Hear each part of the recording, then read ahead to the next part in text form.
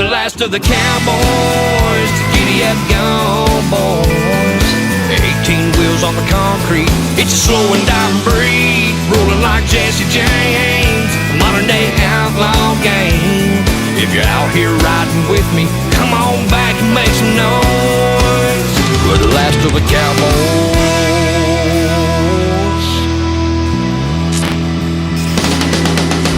Saddle up, boys.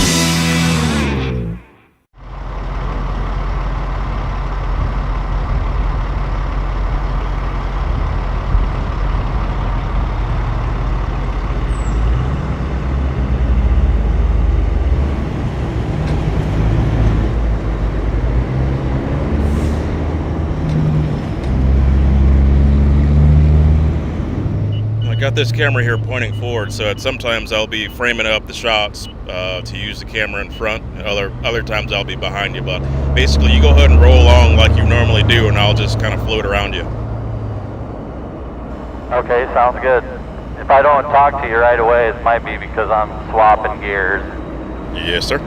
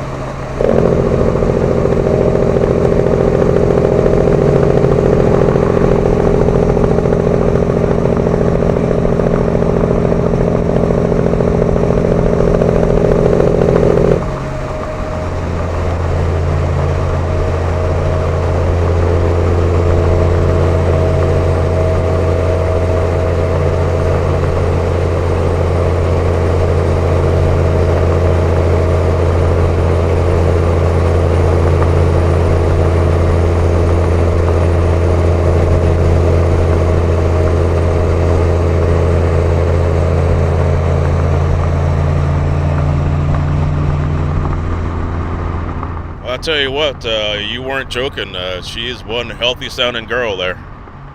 Yeah, the wind's pulling on her a little bit too. She makes her beller then. Nice. Well, we can go ahead and get into this conversation here. I was over there at Forest State Trucks, came up there to do some work. Brian and Bryce Martin wanted me to, create some content for them to use in social media and whatnot. And I was just about done for the day, and I happened to walk around into the parking lot and saw you sitting there. I tell you what, I completely lost track of what I was there for. I'm glad I came across you and had a chance to meet with you, and I really appreciate you coming out here on the road to really allow people to see what your old girl sounds like. So why don't you introduce yourself and tell us all about the truck there? Well, my name is Heath Church. My wife and I, Jaylyn, we live in Shawnee, Oklahoma, and we're also based out of South Dakota and Wyoming. So we've got family up there. We kind of, for the most part, we do our own thing. I use a broker most of the time out of Iowa, a good friend of ours of the family. And the truck, it's a 1979 W900A model, and long hood, of course. We've updated quite a bit of it over the years here. It's kind of been our project along the way, and it's got a C15 6NZ cat in it. It's pushing about 1,000 horsepower, and I got a 6 and a 4 spicers and all that good stuff in it. So I think on the dyno it's about 127 mile an hour truck, but I don't know if she'd stay together if I did all that to her. I tell you what, that's a laundry list, and you were joking around when I walked up there and spoke with you. You said you run at night mostly to keep people from chatting you up about it, huh? What do you haul mostly? We haul a lot of steel. We do a lot of lumber out of the Black Hills of South Dakota.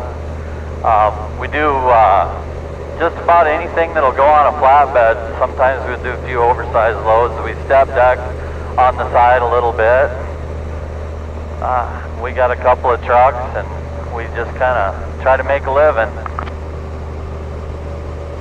Well, I hear that. You're certainly making a respectable living in a respectable truck. I posted some photos of what the truck looked like, and sure enough, a lot of people, they were a little awestruck by the truck and how you got it put together there. Tell me what it kind of started out as in the process of getting it to what it is now. Well, believe it or not, this truck I bought from a very good friend of the family, Mr. Bill Spencer. It's kind of right in its home territory right here going down I-49. Charlie Bates Jr. used to own this truck, and it used to be painted all red at one time. And Bill was in the process of wanting to do something with the truck, and we just kept staying in touch back and forth. And we got started with the paint, and then we just started putting it together kind of piece by piece. The motor, when we first put it in, we had a little problem with it, a little bit of setback, but all in all, it's been a lot of fun to put it together, and we do use it. I mean, she's on the payroll at least 7 months out of the year. This is the one I usually drive all summer, and I don't know. It's just been a project. I like to tell people that I could say it's a work in progress, but sometimes you scratch your head trying to figure out to get old parts and new parts to work together. But we got a good start on it. I hope she holds together for a few more years. What's in for? So how many years was it that you were putting things together there at Forest State? So you walked out with a box of parts and whatnot, and you said that the folks at Forest States don't realize that they have helped you build trucks over time. So what were some of the things that you changed over? Actually, I like Forest States because they've got a huge variety of just about anything under the sun you got an idea for, and if they don't got it, they can help you make it sometimes. And I don't know.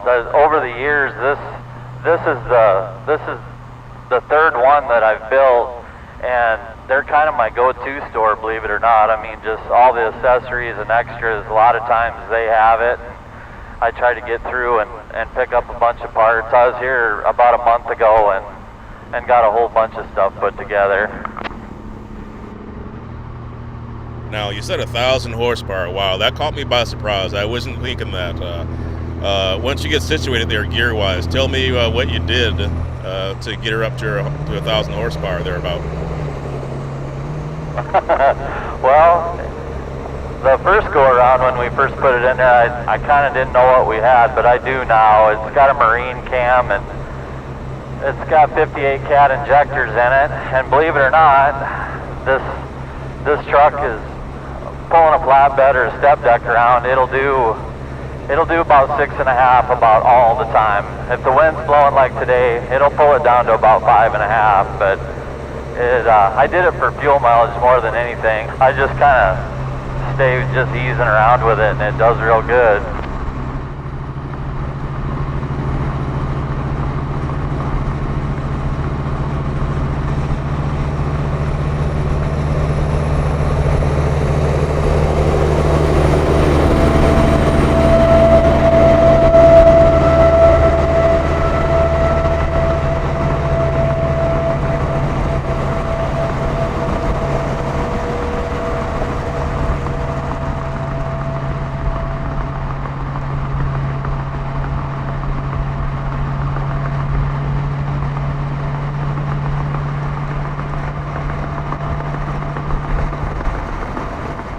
Tell me about the bunk and the interior. I got to take a look inside earlier when we were at Four States, and I tell you what, it looks immaculate. It looks like I was going back in time. It's so perfect. What did you do with the interior there?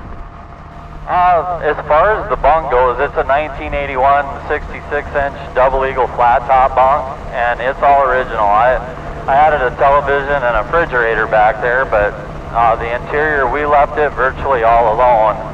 The truck interior was all original, and there's a friend of mine, Tim Weaver from Indiana. He actually helped redo the whole interior of the truck to match the sleeper, and so he had a big role to play in that. The dash is all done in a Seattle package, and underneath the dash, and we put carpeting in there to make it that much nicer. So it's pretty big project. So you said a Seattle package. I guess that was just for that region of trucks that were coming out of the Northwest over there, or I have no clue. I've never heard that before. It was the fancy interior, the fanciest one you could get back in the day, and I guess my understanding is they called it the Seattle package because that's where Kenworth's home base was, up there, and like if you were ordering a truck with owner-operator specs, you could order the Seattle package, which gave you the leather-covered dash, a few little extras here and there, and otherwise the steel cane or the dash would come with the metal showing on it. It would be painted, but everybody always liked the Seattle package because it just gave it more of a finished look. When people come up to and chat with you, what are they usually drawn to the most? Believe it or not, a lot of people are really interested in the bunk. It's Double Eagle went out of business just a few years ago, and everybody's interested in where can you get the Hart windows, and where did you get that bunk at, and everything. And once you kind of get to talking about that, everything just goes from there. They start looking at the rest of the truck, but a lot of times the bunk will draw them in more than anything does, seems like. Now you mentioned that you're going to be building another truck as well? Yeah, I bought a brand new Pete back in 04, and we've got just a shade over 1 million miles on it now, and that's kind of the reason I was at Four States, is to pick up some more parts for that truck. And actually when we bought it brand new, I bought a bunch of parts there to finish it, so we're getting to start on that one all over again. It's kind of the gift that keeps on giving. Definitely so. I guess we better get lined up to turn around here at this next exit. Okay, sounds good.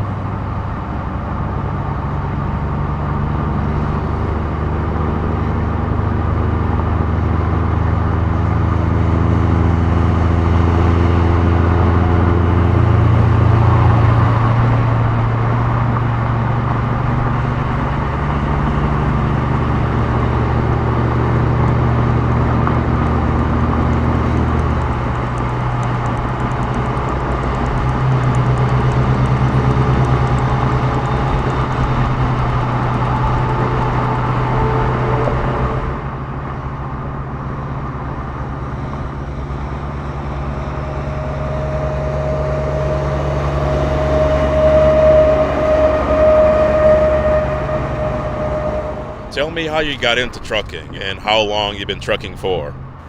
Well, years ago, everybody does something for money, I guess, and I had a tough year rodeoing and didn't really have a lot of money laying around, and my old man, he drove truck before, and he got with a really good close friend of the family, and we got in a truck, and we were gone for about 10 days, and we trucked out into Indiana and down to Texas and made a couple of laps around, and that's kind of how I got started. And then from then, it's 23 years later. It's in the beginning, I was like, man, I can't believe I get paid to do this, and now after 23 years, you're always going, man, I wish we got paid just a little bit more to do this. So it's kind of funny how the record gets flipped over. Yeah, definitely. How old were you when you got into a truck? Go ahead and come right when you can. Okay, I'll get around this oversized.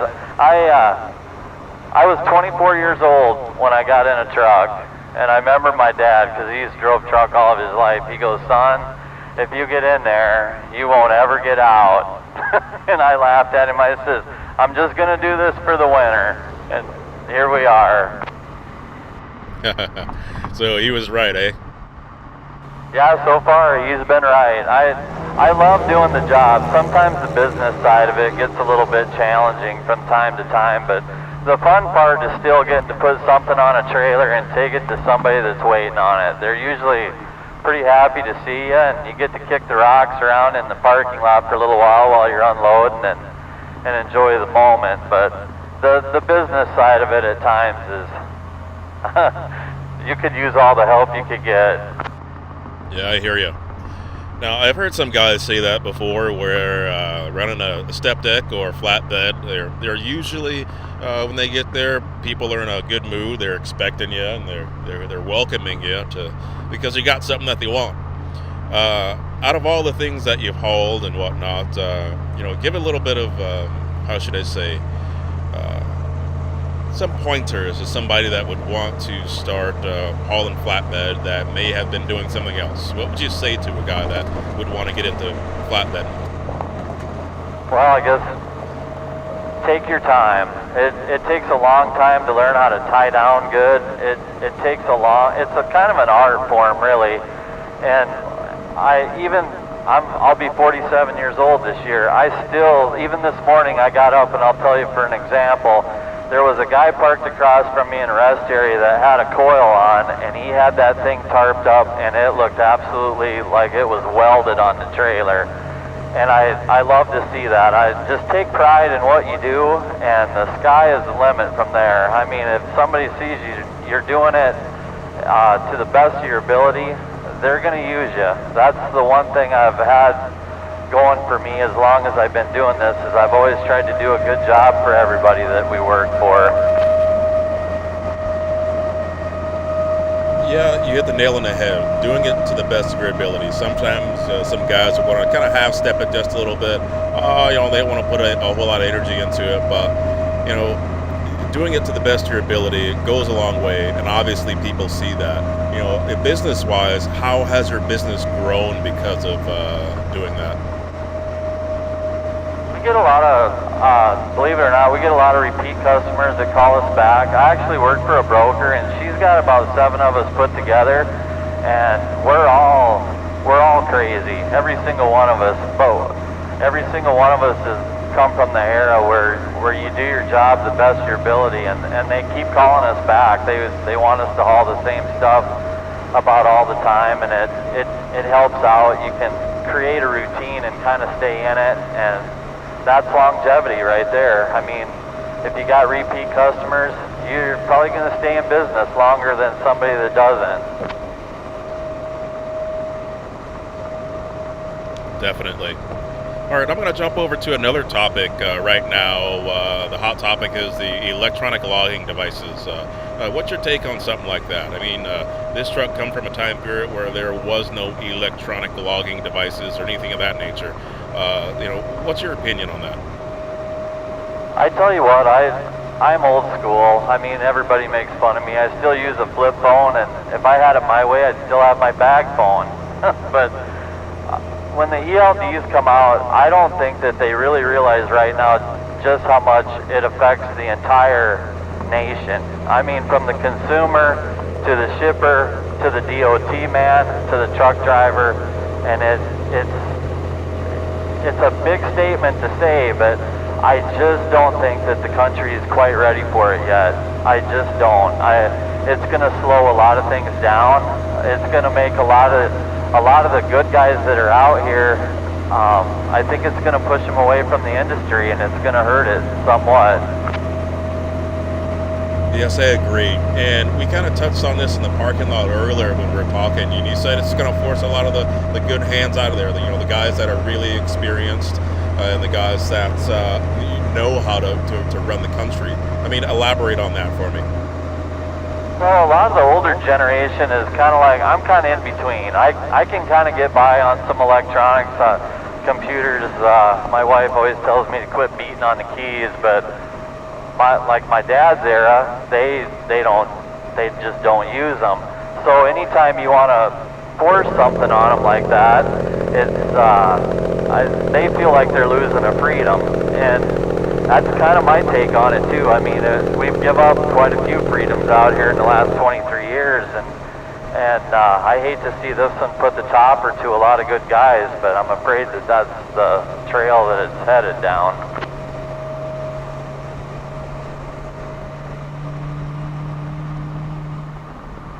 Yeah, it seems that way, and a lot of guys have had some comments on what's going to happen as a side effect of these ELDs. What's your take on the side effect? Well, you're not going to be able to drive your truck the way you want to drive it. It's just, there's the way the rules are set up, you're going to have to revolve around the clock, and you're going to have to be like a piece of machinery. And a lot of guys, including myself, we've spent a lot of time over the years trying to get into cities in the middle of the night. That's kind of the safest time. The traffic is down, people aren't around, so my deal with it is safety. There's a few things that I do to keep me safe and everybody around me safe, because I'm playing with 80,000 pounds, and a lot of people, they just don't grasp the concept of that. And the more that they influence your driving, so to speak, and they limit you on what you can and can't do as far as safety goes, it's going to make guys rush. It's going to make them push to get there. They're up against the clock all day long, and that's going to make them even tireder because they got enough on them already without having to deal with the stress of something like that. So we'll see what happens with it. I try to stay pretty optimistic, but I've got 2 trucks. One of them's supposed to have ELDs, and this truck doesn't. It's not on the list yet. So I think I know which one I'm going to be driving. Right on.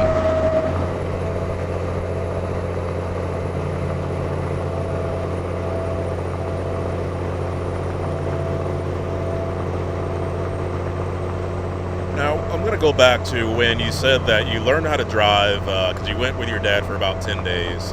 What were some of the things that you picked up during that 10-day process, and compare that to how some of these driving schools may or may not be beneficial to a guy? Oh, wow. Looking back, the rules were a lot different back then. I mean, hours of service was different, things like that. But I was taught to like lots of space. Give yourself some space so you can get stopped. You never know what's going to happen in front of you. That's probably the biggest thing that I learned right away was, if you're just starting out and you're not that great at shifting, or even if you got a big truck that's got an automatic in it, better give yourself some room, and it'll tighten up on you fast. I run a 6 and a 4 in this truck, and it takes just a little while to get enough shifts to where you got to bite on your jake so that you can get things slowed down, and that's the biggest thing that I think we all play with every single day out here. As far as back then, I mean, there was 2 guys in a single bunk truck, and I'm trying to learn how to drive, and it was kind of funny. I mean, back then there was there was a lot of truck stops that didn't have showers, and boy, I remember that first week out there, I was like, man, we got to get to a rain box pretty soon. This gets to be old. Rain box, I never heard that term. Now, I'm going to ask you something else there. You mentioned keeping your distance. You know, of course, that is something that is necessary. With just driving in general, you know, clutching, shifting, tie downs. What did you observe? You know, being hands-on, what did you observe?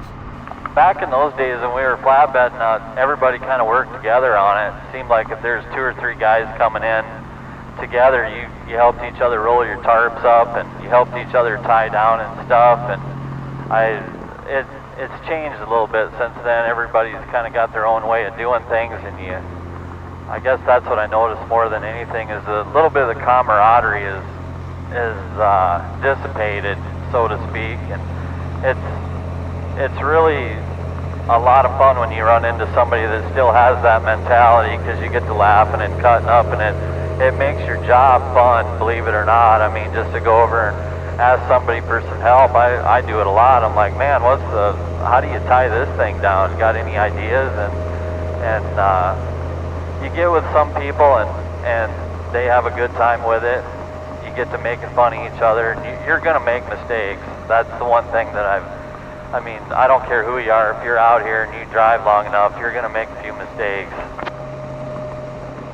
Yeah, definitely. And what you mentioned, not being afraid to ask for help, you know, it's not going to kill a guy. You know, you may feel a little awkward at first, but, you know, the learning process is invaluable. You come away with having learned something, you know, that's going to make doing your job a little bit better, because that's what it's all about. When you can learn from somebody, that's the key, you know? Yep, you're exactly right. We may not have time for it because we got to go around this little clover leaf here, but I want you to explain the principles of shifting a 6 and a 4. You know, we got that camera in there. Hopefully it's still recording you, and we're getting to see what's going on in there. But once we get around and get back up to speed, I'm going to want you to explain that for me. Oh, boy.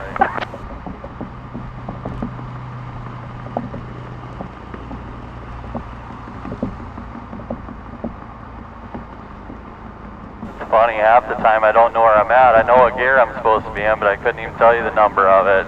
That's kind of funny, isn't it? Yeah, but it's probably more about feeling, right? And sensation, road speed, and all that kind of stuff, right? Yeah, these transmissions are really, really tight when we first put them in here, and they get a little sticky sometimes.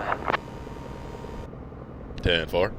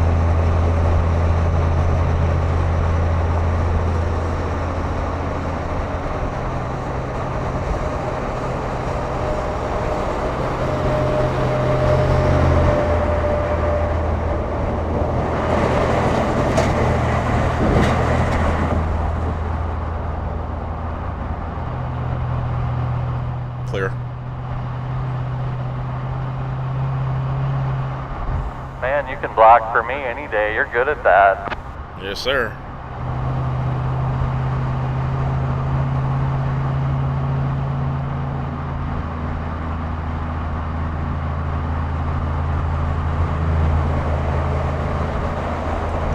Going back to the 6 and 4 principle, tell me about that for those that don't know. I mean, there's been some trucks that simulate that kind of setup. Believe it or not, I have not filmed a truck that actually runs that setup.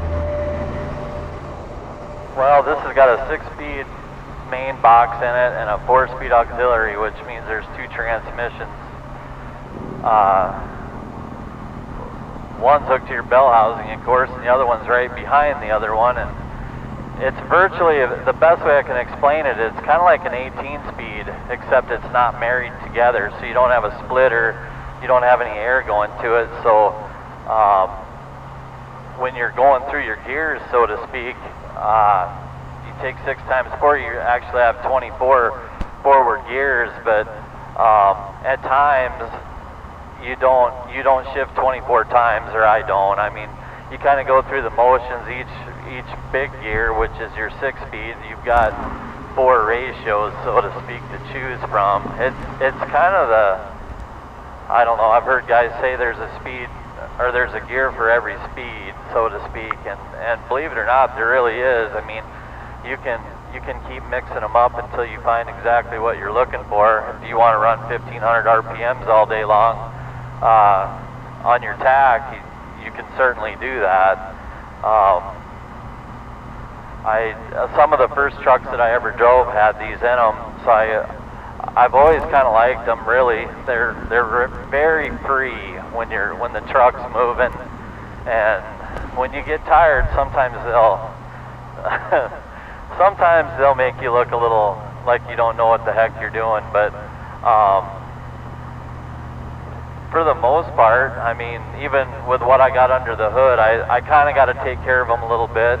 They're not really set up for that kind of torque, so always in the back of your mind, you're constantly letting off of it instead of really getting in it. I've got plenty under the hood, and even like coming up this hill right here, I'm just barely on my throttle, and it's just moseying right on up the hill. Yeah, I see that. You're inching up on me pretty good here. I'm going to scoot over to the left so we can get a good listen at you.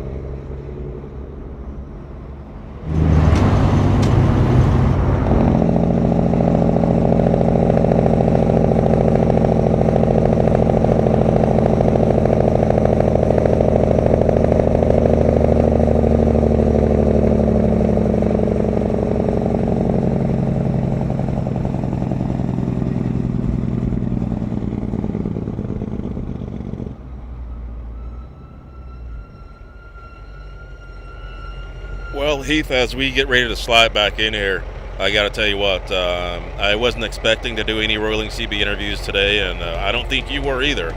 But I appreciate you taking a minute, actually more than a minute, but taking some time to wait for me to get all set up here. And I appreciate you having that conversation. I know you probably got to go through some gears, but I appreciate you. I've enjoyed it. Thank you very much.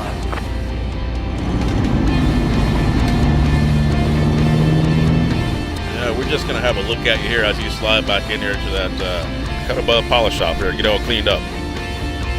Yeah, 10-4. Alrighty.